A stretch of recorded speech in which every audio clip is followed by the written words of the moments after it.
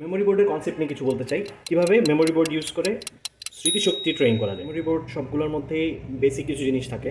একটা বোর্ডের মধ্যে অনেকগুলো ছবি থাকে, এগুলো সবগুলো পেয়ার পেয়ার করে ছবি থাকে। সে স্টারফিশ কোথায় আছে, তো বেবি বললো যে স্টারফিশ এখানে আছে, পাশে আরেকটা স্টারফিশ আছে, তো আমি স্টারফিশগুলোকে ঢেকে দিলাম। তারপরে বলি যে শার্ক কই আছে, তো দেখলো যে শার্ক এখানে আছে, শার্কগুলোকেও ঢেকে দিলাম। ক্র্যাব কোথায় আছে, ক্র্যাব এখানে একটা আছে, ওকে ফাইন, তাহলে আরেকটা ক্র্যাব কোথায় আছে, এই যে আরেকটা আছে, তাহলে আমি এই দুটো ক্র্যাবকে ঢেকে দিচ্ছি। আপনার চেক করতে হবে যে ও এটা মনে রাখতে পারতেছে কিনা। আপনি ওকে এটা তারপরে বলেন যে আরেকটা শার্ক কোথায়।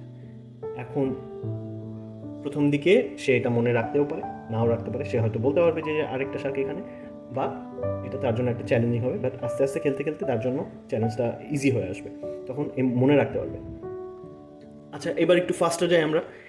ওয়েল আছে, ওয়েলগুলোকে ঢেকে দিলাম, তারপরে টর্টল আছে, টর্টল ঢেকে দিলাম, অক্টোপাসকে ঢেকে দিলাম। এই অবস্থায় এসে অনেকেই, ইভেন আপনিও হয়তো মনে করতে পারবেন না যে আরেকটা অক্টোপাস কই,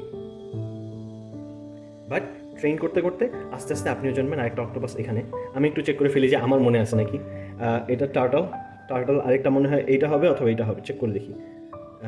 স্টারফিশ ছিল এই দুটা, তাহলে টার্টল এইটা, হ্যাঁ। আর এটা হচ্ছে ক্র্যাব, আরেকটা ক্র্যাব এখানে আছে, শার্ক এখানে আছে, আর এই দুটা তো এই দুটা। এখন এরকম অনেকগুলো অপশনস আছে,